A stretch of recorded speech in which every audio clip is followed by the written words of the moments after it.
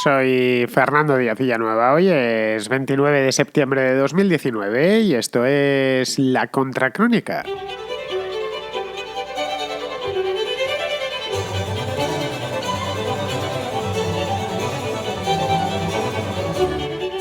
Bienvenidos a La Contrarréplica, el programa de los oyentes, de los radioescuchas o simplemente de los escuchas. Lo digo ya de tres maneras distintas porque sé que eso de oyente pues no suena muy bien al otro lado del Atlántico. Así que daros por bienvenidos también los que venís de Argentina, de Chile, de Perú, de México, de la República Dominicana, de Panamá, en fin, que no puedo decir los veintitantos países que hablan español porque son muchísimos, pero bueno, de toda la hispanidad. Bien, este programa, para los que no lo sepan, lo digo por si hay alguno que es la primera vez que escucha La Contrarréplica, consiste en llamadas de los radioescuchas, comentario mío y después otra llamada del radioescucha y así pues las que me entren, que suelen ser aproximadamente unas 5 o 6, algún día que otro 7, procuro no enrollarme demasiado, pero no siempre sucede porque a cada oyente me gusta tratarle con cariño y con dedicación, así que si él me pide una explicación de algo, pues se la tengo que dar, solo faltaba. Bien, en el caso de que queráis participar, os doy el número de WhatsApp, ya sabéis, es el único día que lo doy, hoy y los sábados. Es el 690-827909. Tenéis que poner, eso sí, el más 34 delante, que es el Código Internacional de España, que es el lugar desde donde hago el programa. Lo digo para los hispanoamericanos, por si no me lo habíais notado en el acento, pues yo soy español, así que tenéis que, y estoy aquí en España, tenéis que poner eso porque si no el mensaje, la nota de voz, no más que el mensaje, no me va a llegar nunca y si no me llega pues no lo puedo pasar. Bien, pues dicho esto, pasamos ya directos de cabeza a la contrarréplica.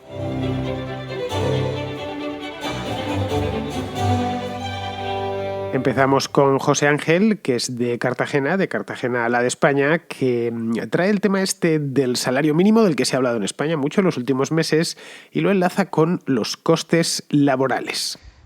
A vueltas con el salario mínimo interprofesional, que vuelve a ser noticia, bueno, más allá de que uno esté a favor o en contra, ¿no?, de aumentarlo, lo que estoy viendo en diferentes círculos, redes sociales, amistades y demás, es el escaso conocimiento que hay en general en la población sobre los costes que acarrea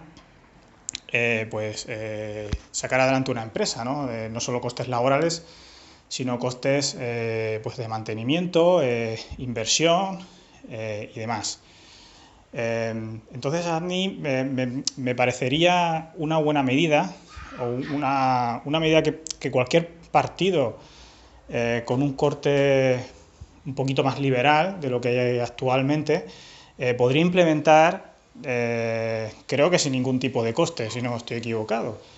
Y sería tan fácil como ingresar al trabajador su sueldo bruto íntegro cada mes y que después de ingresar la nómina, la seguridad social le hiciera un cargo a cuenta pues con el importe correspondiente, ¿no? De manera pues que tendríamos empleados, por poner un ejemplo, que vieran cómo todos los meses cobran salarios muy próximos a los 2.000 euros, por ejemplo, pero que después de las retenciones y de los impuestos correspondientes, pues su salario estaría más cerca de los 1.000 que de los 2.000 euros, ¿no?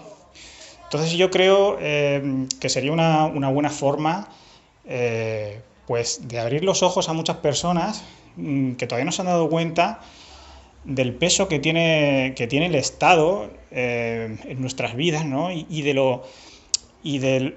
la influencia que tiene en el mercado laboral actual. ¿Cómo lo ves tú como medida para sentar las bases de una mejora en el mercado laboral español? Pues mira, José Ángel, siento defraudarte, pero yo creo que no lo harán jamás, nunca. ¿Por qué? Pues porque quedaría a la vista de todos el saqueo, especialmente de quienes padecen ese saqueo. Es como si, qué sé yo, si pusiesen los precios sin IVA, imagínatelo. Es decir, que las tiendas, los productos tuviesen una etiqueta con el precio antes y después de impuestos.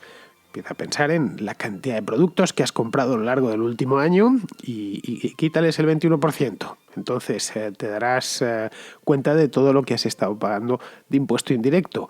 Pues ahora imagina que vas a hacer la compra y que empiezas a ver que los precios son mucho más baratos, en algunos casos sustancialmente más baratos. Bien, con el tema de las retenciones en las nóminas pues pasa lo mismo. De hecho pasa bastante más porque ahí el saqueo es mayor del 21%. Mira, bastaría con que dejasen las empresas de recaudar para el Estado y fuesen los propios trabajadores los que pagasen su seguridad social y todos los cargos que caen sobre una nómina, que son muchísimos más de los que nos imaginamos. Cualquiera de vosotros que esté trabajando asalariado, que esté en nómina, que eche un vistazo. La cantidad de conceptos que está pagando y que realmente no lo sabe. Ojo, y eso es lo que le aparecen a él, que luego la empresa, por supuesto, también paga por su cuenta sin que se vean.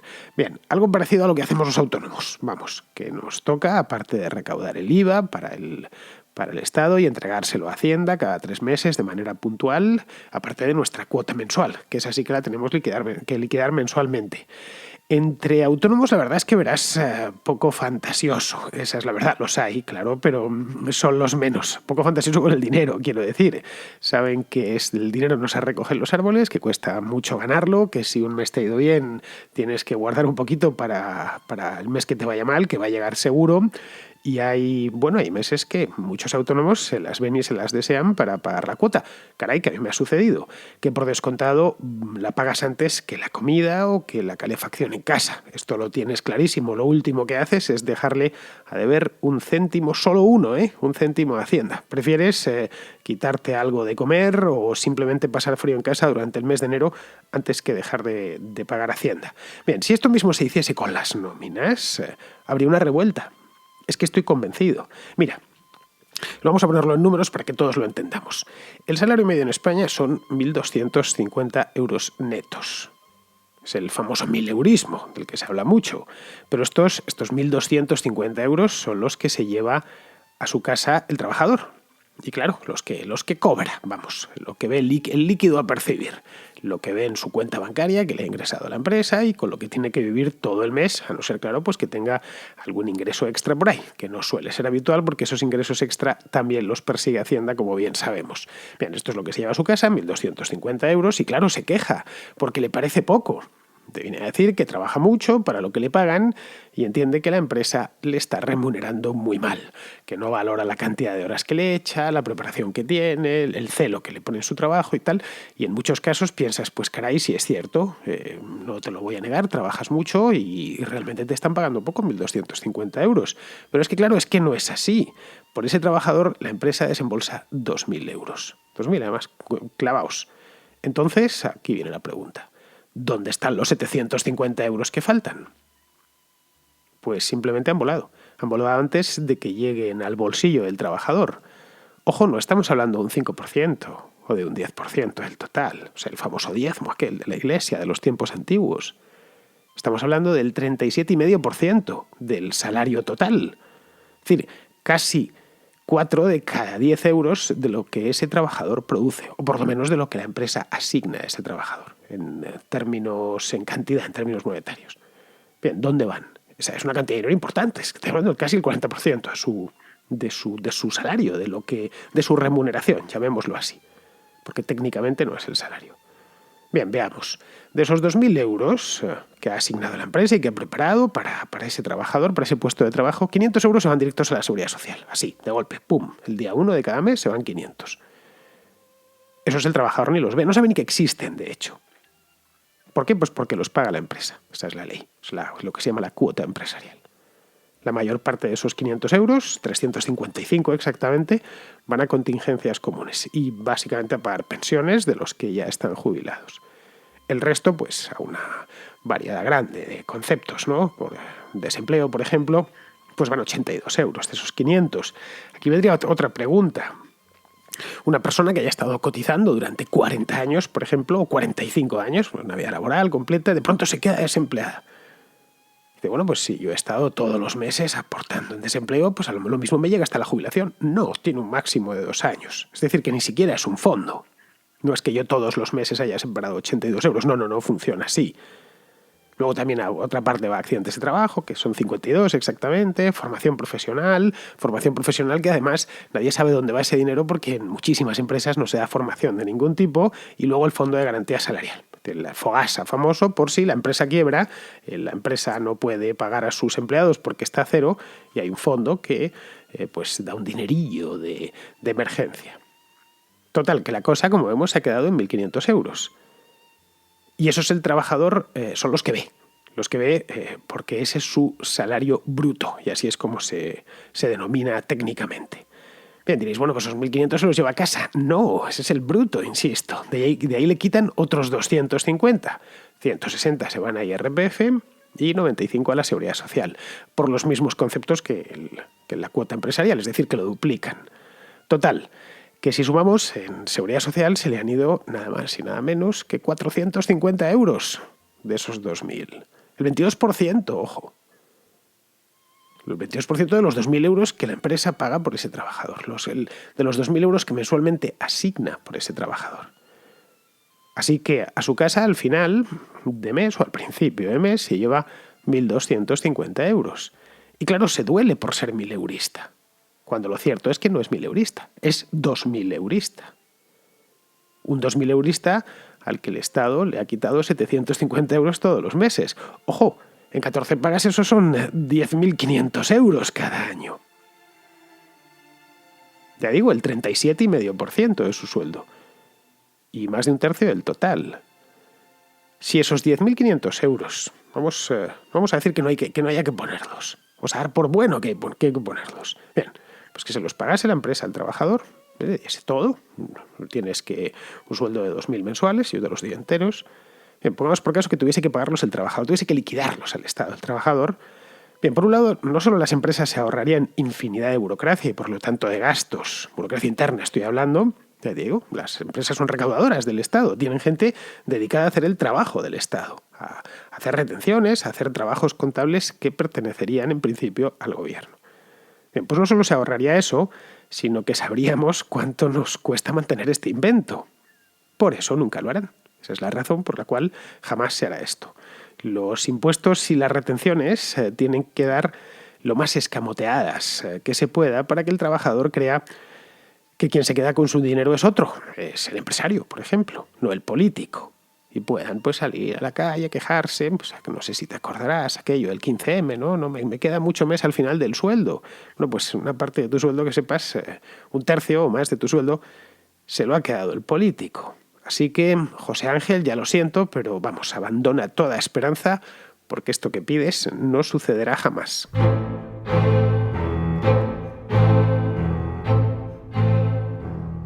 Vamos ahora con Roberto, que tiene una cuestión sobre el pacto de inmigración que se firmó en Marrakech pues hace ya unos cuantos meses, en el mes de diciembre del año pasado. Hola Fernando, muchas gracias por tu programa, es realmente muy bueno. Te quería preguntar por el pacto ese que se está firmando en Marrakech de libre circulación de migrantes, para que nos expliques un poquito, según tus programas, que son buenísimos, en qué consiste, en qué nos puede afectar, por qué no se habla nada de él. Te lo agradecería mucho. Pues mira, Roberto, no se habla nada de él porque es un simple brindis al sol, es pura palabrería, sin más, sin obligación ninguna, además, porque no estamos hablando de un tratado. En ese caso sí, un tratado hay que honrarlo, un tratado internacional, pero no, esto por eso lo llamaron pacto. El pacto es bien, quedamos bien, somos todos excelentes personas, lo hemos firmado y ya está. Y a pesar de eso hubo países que no se apuntaron a la fiesta. El caso, por ejemplo, Australia, de los propios Estados Unidos. Brasil primero lo firmó, pero luego llegó Bolsonaro y se salió. Tampoco lo firmó Chile. Prácticamente ningún país del este de Europa directamente no quisieron hacer la pantomima. Otros, como los países de Europa Occidental o Canadá, por ejemplo, pues sí, hicieron la pantomima, fueron allí, lo firmaron y estuvieron encantados. O prácticamente todos los países de Hispanoamérica, con excepción creo que fue Chile y la República Dominicana, si mal no me equivoco. El resto, todos lo firmaron sin ningún problema. Pero bueno, hasta el propio Brasil, hasta que cambió de presidente. Así que nada, fue lo que fue. Se reunieron todos en Marrakech, en pleno mes de diciembre. Va a pasar ahí un par de días de asueto. Ya se sabe que clima templado de Marrakech es famoso en toda Europa. Es una ciudad que está en, aparte de muy bonita, está en el mismo borde del desierto del Sáhara, no muy lejos de las principales capitales. Es decir, que desde Londres, París o Madrid estás en Marrakech en 2 o 3 horas, así que fueron hasta allí. Pasaron un par de días en un hotel estupendo de 5 estrellas. Vamos, que yo también firmo por irme a Marrakech un par de días en diciembre y escapo un poco de los fríos de Europa en esas fechas. Y ahí estaban, pues, encantados de haberse conocido, dándose buenas comilonas, haciendo networking, que llaman ahora, es decir, contactos y tal, y atendiendo a la prensa. Firmaron el pacto, volvieron cada uno a su país en avión y ahí se acabó la cosa. Y todo ha seguido como hasta ahora. Y ojo, que hace casi un año que lo firmaron y como verás se habló poco en diciembre y se ha hablado muy poco el resto del año porque es que no sirvió absolutamente para nada más que para gastar dinero. Bien, seguimos con Andrés, que nos trae un tema de fondo muy bueno. Bueno, de hecho un tema de fondo buenísimo que daría para hacer no una contracrónica, sino varias. Me refiero a la infantilización de la sociedad. Quería traer un tema que creo que nos ha tratado en la Contracrónica y es sobre un fenómeno que se está dando hoy día en la sociedad y que se ha llamado, o entiendo que se llama, la infantilización de la sociedad. Este es un tema que a mí me llama mucho la atención y estuve investigando sobre él y he estado leyendo. Y tiene mucho que ver con la simplificación de los mensajes, de lo que visualizamos, etc. En el ámbito comercial, la simplificación de los logos, cada vez los logos son más infantiles, más redondeados. Y en el ámbito político, por ejemplo, se han cambiado los planes de gobierno por eslogan, frases cortas y sencillas que dan un mensaje simple, con falta de fondo, en mi parecer al menos. Y quería comentar a ver qué pensabas tú sobre eso. También pasa en muchos ámbitos, incluso sé que eres un fanático del cine y en el cine también está ocurriendo. Las películas de hoy día no son las mismas de hace un tiempo y cada vez hay menos películas que nos hacen pensar y películas más visualmente más impresionantes. Entonces, bueno, quería traer este tema a tu programa y bueno, saludo. Pues así muy brevemente, Andrés, el tema ya he dicho antes que era excepcional. A ver, la infantilización tiene que ver con la responsabilidad y no hay mucho más, ¿eh? Los niños, como bien sabemos, son seres adorables, pero irresponsables. Y eso mismo es lo que mucha gente quiere ser. Es bien, pues yo quiero ser como un niño, al menos para la mayor parte de las cosas. Para otras, por supuesto que no, para eso no quieren ser como niños. Es decir, un niño eterno, al que no se le puedan pedir responsabilidades de ningún tipo. A cambio, pues muchos están dispuestos a entregar su soberanía individual, sin ningún problema.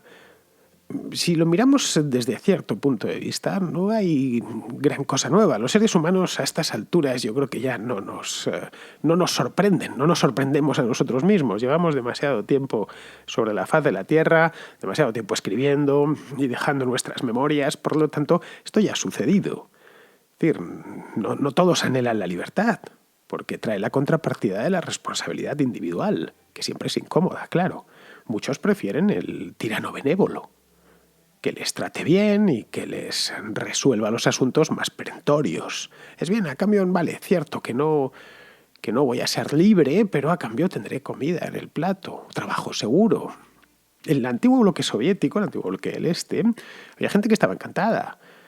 No era la mayoría, sobre todo al final, ya cuando había tantas colas y ni siquiera el Estado podía proveer de lo básico, pues ya claro, el encantamiento, mejor dicho, se deshizo, pero hasta que llegó ese momento había muchos que estaban bien. Bueno, sí, no puedo salir del país, no puedo elegir dónde trabajo, mi trabajo en sí no es nada, ellos hacen como que...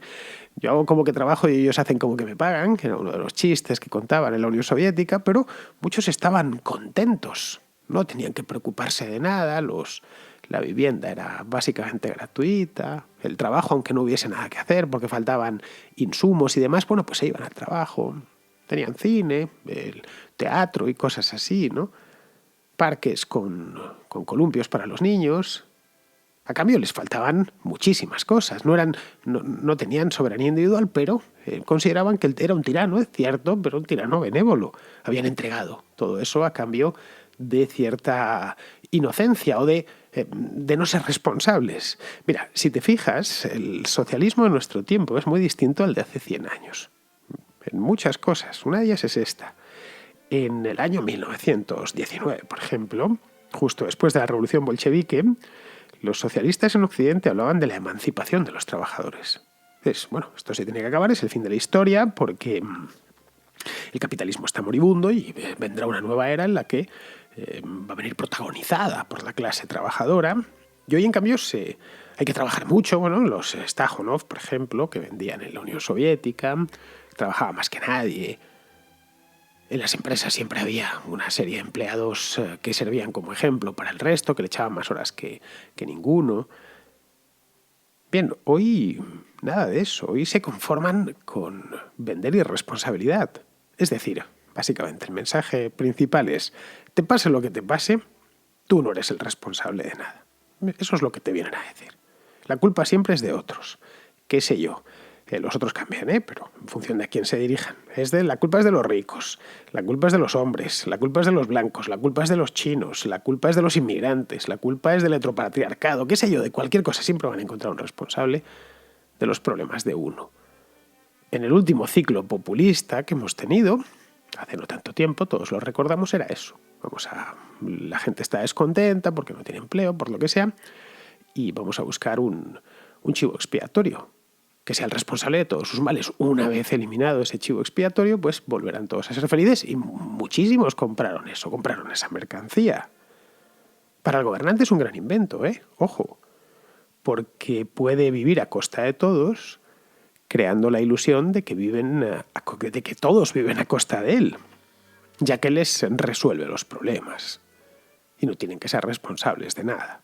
En fin, esto creo que va a más, este tema de la infantilización. Cada vez por lo menos en Occidente, las generaciones son más cortas, pues nacen muy poquitos niños desde hace muchos años, están peor criadas, precisamente porque vivimos en una sociedad muy próspera. Hay una cantidad exagerada de hijos únicos a quienes no les ha faltado de nada y que tampoco han tenido mucho que compartir porque muchos no han tenido hermanos. Y bueno, que esto va a ser un constante. Es decir, que nos va a costar bastante recuperar una sociedad de adultos responsables. Bien, seguimos con Daniel, que tiene una pregunta sobre los países nórdicos, o más concretamente sobre el modelo nórdico. Y tenía curiosidad por el tema de los países nórdicos, Noruega, Suecia. Pues la gente lo pone como ejemplo de países que subes muchísimo los impuestos, los pones altísimos, y que el país que todo va genial, que es como el ejemplo a seguir, como los países que todos tenemos que tener como ejemplo y como referencia. Porque ahora los progres que son partidarios de subir mucho los impuestos, les hablas de Cuba o de Venezuela y bueno, te van a decir que si la opresión de Estados Unidos, el embargo, bla, bla, bla, bla, lo que ya sabemos. Pero siempre te ponen como ejemplo los países así tipo como Noruega y Suecia, ¿sabes? Y ellos siempre me ponen el ejemplo que dicen, no, si es que pagan casi la mitad de impuestos, de hecho no sé si es más de la mitad, es una barbaridad lo que están pagando de impuestos. Y lo ponen como, mira, eso funciona perfecto, como que es el utópico, el mejor sitio del mundo para vivir. ¿Tú qué opinas de estos países, en estos países nórdicos que se pagan tantos impuestos y si realmente es tan bueno como parece o como lo ponen ahora los que son así más marxistas, que los ponen como un ejemplo? Hazme un análisis de todo esto. Venga, un abrazo, Villanueva. Chao. Pues sí, Daniel, es cierto, siempre te utilizan aquello del modelo nórdico, como el socialismo realmente funciona, pero no exactamente en Cuba, no en la Rumanía de Ceausescu, funciona en Dinamarca o funciona en Suecia. Y claro, como la mayor parte de la gente pues no ha estado nunca en Dinamarca, no ha estado nunca en Suecia, tampoco entiende el idioma, por lo tanto no puede leer los periódicos, ni hablar con los suecos y con los daneses, pues se lo cree. Pues es cierto, oye, pero ¿por qué no nos hacemos como ellos, no? Y claro, a poco que uno pregunte, los impuestos son altos en Suecia, en Dinamarca o en Noruega, o en la propia Finlandia, que también es un país nórdico. Te dicen, sí, claro que son altos, pero si los miramos, son altos, pero no mucho más altos que en España, ojo, o que en Francia, o que en Italia, donde ya tenemos unos impuestos altísimos. Pero por otro lado, son países en los que emprender es mucho más sencillo. Es decir, que no estrangulan a las empresas, La legislación laboral en cualquiera de esos países es muy flexible, muchísimo más flexible que en España, es decir, tanto contratar como despedir, etc. El impuesto de sociedades es sensiblemente más bajo que en nuestro país, por ejemplo. No tenemos que irnos muy lejos. Y la burocracia es menor, tanto para las empresas como, por ejemplo, para los autónomos. Yo conozco autónomos españoles que se han ido a vivir a Copenhague. Con esto de la Unión Europea puedes establecerte en casi cualquier rincón, bueno, en cualquier rincón de Europa, y he conocido gente que se ha establecido en Dublín, que se ha establecido en Inglaterra, que se ha establecido en la República Checa, que se ha establecido en Dinamarca, precisamente por eso, porque aquí ser autónomo ya sabes que le tienes que entregar al gobierno por lo menos que el hígado y el bazo todos los meses. Entonces, en estos países no son tan exigentes. Vamos, que no es casual que si vamos a los informes... No es casual que países como Dinamarca, Noruega o Suecia estén a la cabeza, por ejemplo, en el índice de libertad económica o en el informe de Doing Business que hace el Banco Mundial, el de hacer negocios, la facilidad para hacer negocios. Luego, respecto al gasto público, que también te lo venden, sí es cierto, todo esto que dices es cierto. Bueno, si el tipo está muy convencido te lo va a negar. No es verdad lo que estás diciendo. Bueno, pues nada, echa un vistazo y infórmate, y así lo mismo, entonces atacarán a la fuente. Claro, es que este informe lo hace el Banco Mundial, por lo tanto ya viene viciado. En fin, ya sabes que el que no quiere, el believer, el creyente, es imposible de convencer. Pero bueno, al que ya le has explicado esto y más o menos lo ha entendido, te dice, sí, pero el gasto público es muy alto. Es alto, sí, eso es cierto, pero en los países nórdicos son comunes cosas como, por ejemplo, el cheque escolar o los copagos sanitarios, que aquí son poco menos que anatema. Que hablar del cheque escolar es, bueno, no quiero ni pensarlo cuando lo dices en público. O cuando hablas del copago sanitario, acuérdate hace unos años, cuando esto del copago simplemente se esbozó, pues allí son bastante comunes, en Alemania también, en Alemania hay copago. Bueno, el resultado final lo tienes en sus cuentas públicas. Están todas extraordinariamente saneadas, con un déficit minúsculo, cuando no directamente con superávit.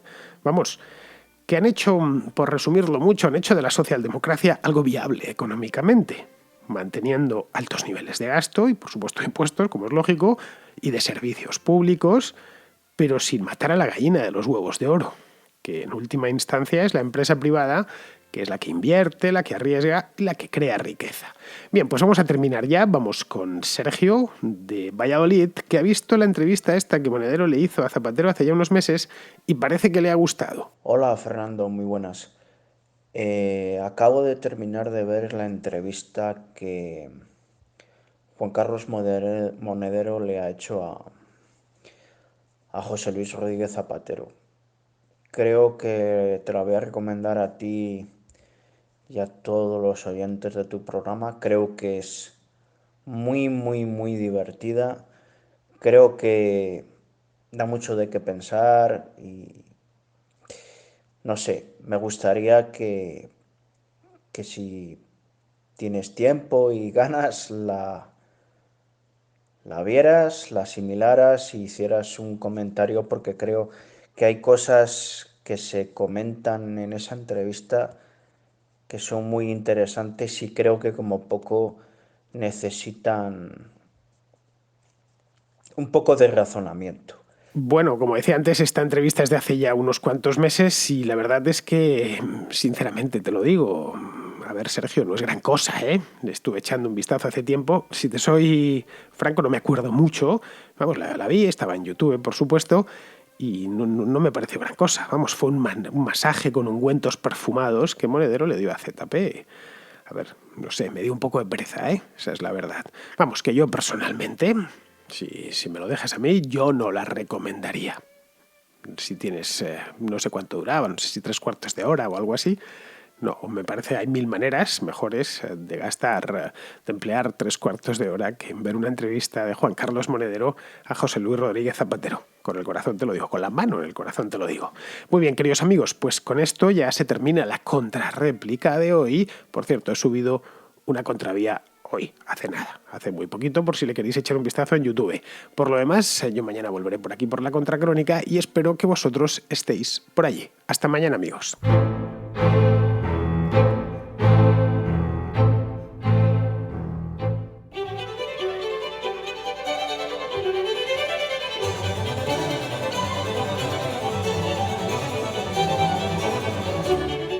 La Contracrónica y la Contrahistoria son 2 programas de radio independiente que existen gracias a sus oyentes. Si te gustan, puedes patrocinarlos. Lo puedes hacer de 2 maneras, a través de patreon.com/Díaz Villanueva o instalando la aplicación de iVoox en tu teléfono y pulsando la tecla Apoyar.